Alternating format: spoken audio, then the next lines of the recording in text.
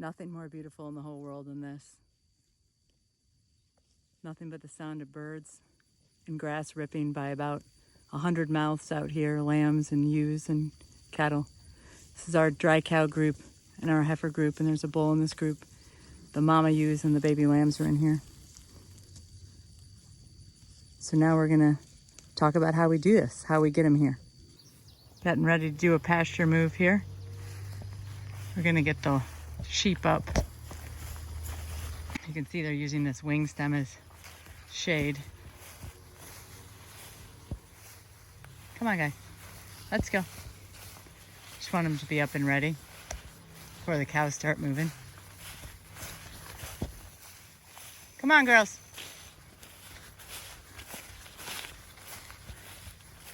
These are dry cows and heifers. There's a bull over here. That's Lauren. Come on, ladies.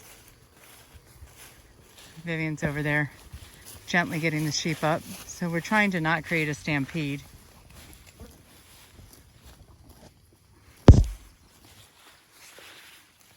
Come on, girls.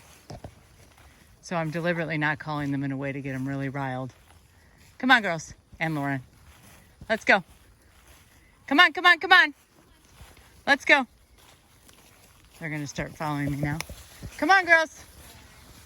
What? You can go push behind him. Come on, girls. Now the cows know that I'm doing something. Come on, girls. Come on, come on, come on. Come on, girls. Come on, come on, come on.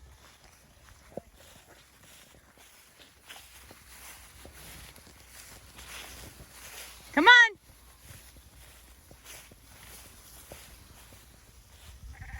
Come on, come on, come on.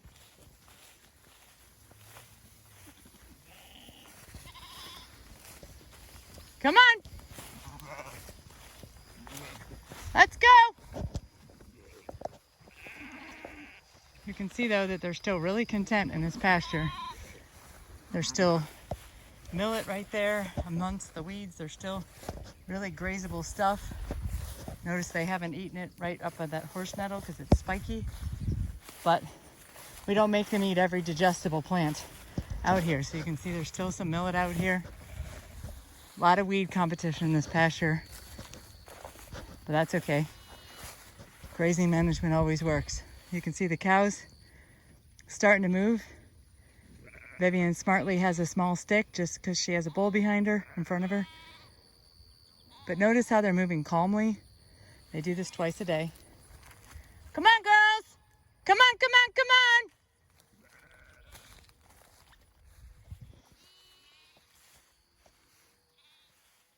This is how moves should be. Not stampedes. They're not starving. Come on, guys.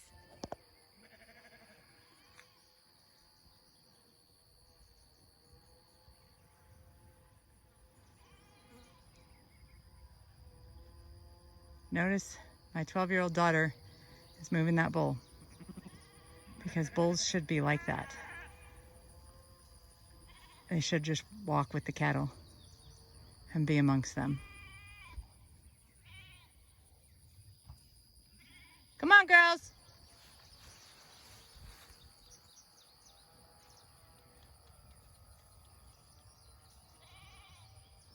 Come on, come on, come on.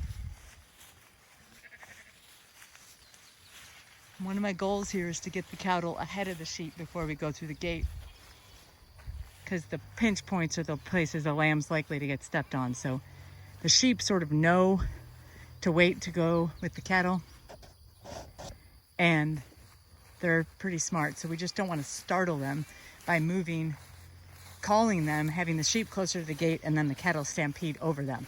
So we're doing this move really particularly with care for those lambs.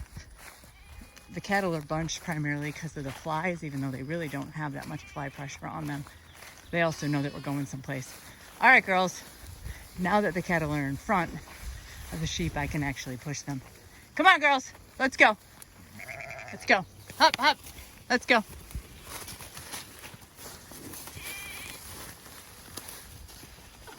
Come on. Come on, polka dot. Lauren, let's go. Come on. Let's go. Annie. Let's go. Come on, come on, come on. Let's go.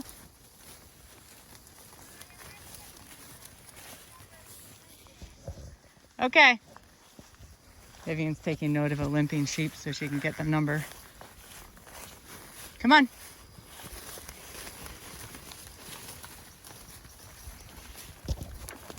There's Shelby there. Amazing healing on that animal from black leg. That wound was about 4 times that size just a few months ago.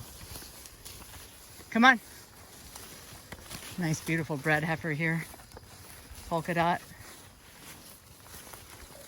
Come on, guys. Come on. Let's go. Come on. Come on.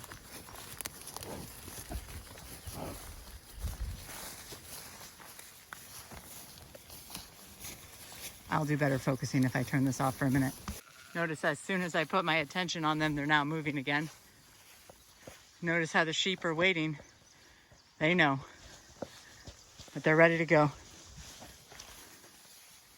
We don't want crowding at the gates, especially with sheep. We don't want moves to be rambunctious. We just want them to be calm and purposeful. And part of this is making sure the cattle are and the sheep are adequately fed. These guys are just not that motivated to move. It's hot. They still have stuff to graze in here. You can see Polka Dot having a little snack. Annie there's wearing a nose ring because even though she's weaned, she still believes that she can have a snack. And these are all dry cows and heifers, so none of them should be getting sucked on. Notice how calm we were going through the gate. Blue is doing a good job waiting there. Very nice boy. And now this is his real love, the sheep. Wait, Blue. I didn't let him in here before we started going. See how the sheep start running because they don't. Blue, wait. Good boy, wait. So we wouldn't want this stampede with the cattle and the sheep all together at the gate. Okay. Notice the very old and the very young are bringing up the rear. That's an older ewe. Her leg's hurting her a little. She's probably. She's.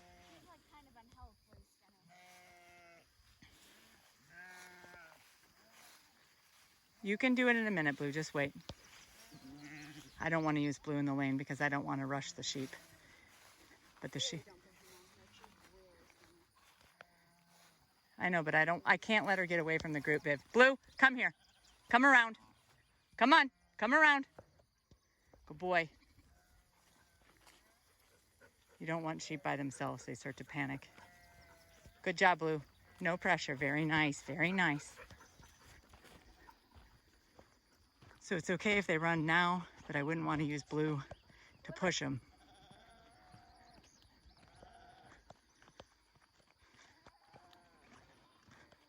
Notice the moms calling for their babies.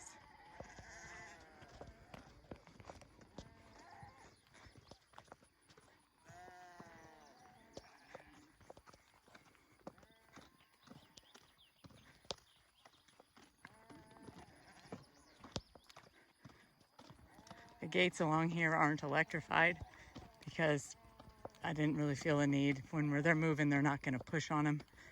They're just interested in finding the path of least resistance. The cattle up there have found the pasture, so now they're running because they're excited. But notice the sheep are behind. He's doing okay.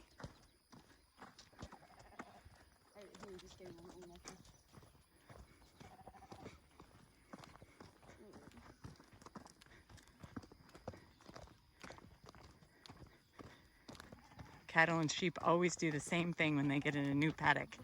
They always put their heads down and graze, and they will walk all the way to the end, and then they'll graze back. They're not going to spend a lot of time grazing right now. They're kind of checking out what they got. Blue's doing a nice job of pushing them in. Very good boy, Blue. Very good. Okay, Blue, back up. Good boy. Notice again that the cattle are staying in a group. The sheep are staying in a group. For the most part, they kind of have their separate social arrangements. If you can work on these bungees and electrify them. You can electrify the gates, put them back over here.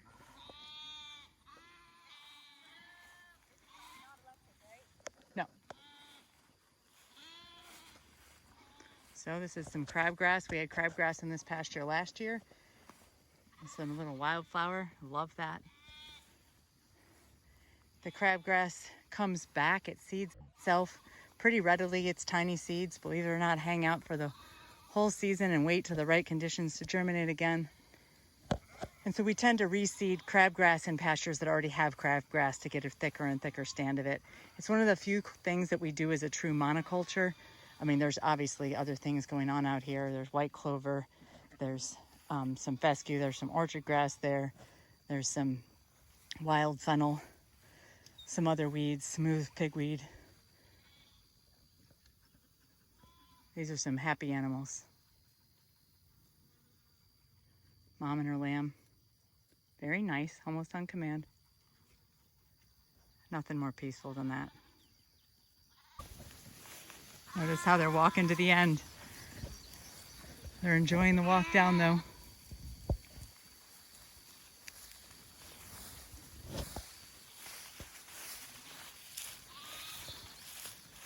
There's their cross fence right there. So we're just gonna go over and check their water.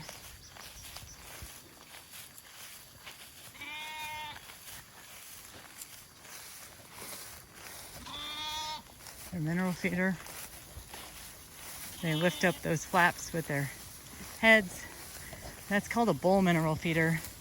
It's most often used with bulls, but we use them for other things.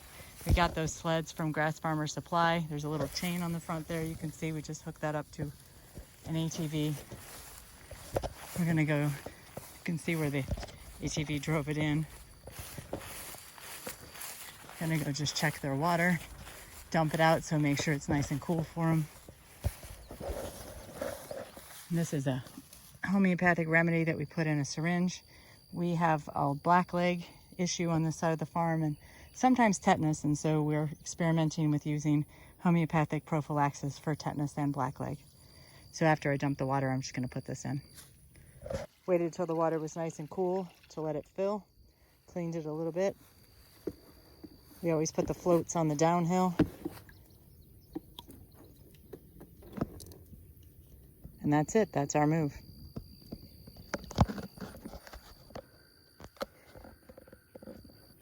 We've trained our sheep to stay in a single wire. You can see our wires are really low.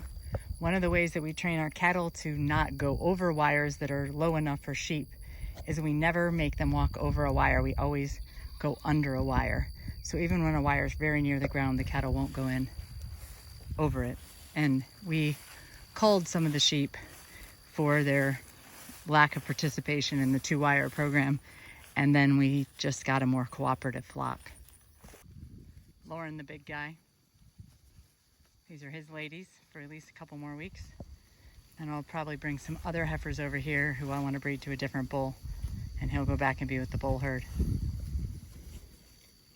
See our cattle and sheep graze together quite peacefully. The cattle actually protect the sheep from predators. There are guard dogs on this side of the farm, but they don't live with the sheep because it's hard to fence guard dogs. It's easier to fence cattle. You've heard of the black sheep in the family? That's a mother and baby. The reason why it's called black sheep is because black is actually a recessive color in sheep. White is dominant, just like it is with chickens, but it's the opposite of how it is in many animals. So they're called black sheep because they're rare. That is a Dorper St. Croix cross and her baby lamb who's got some Tessel in him. You can see the crabgrass in this pasture is almost taller than these ewes.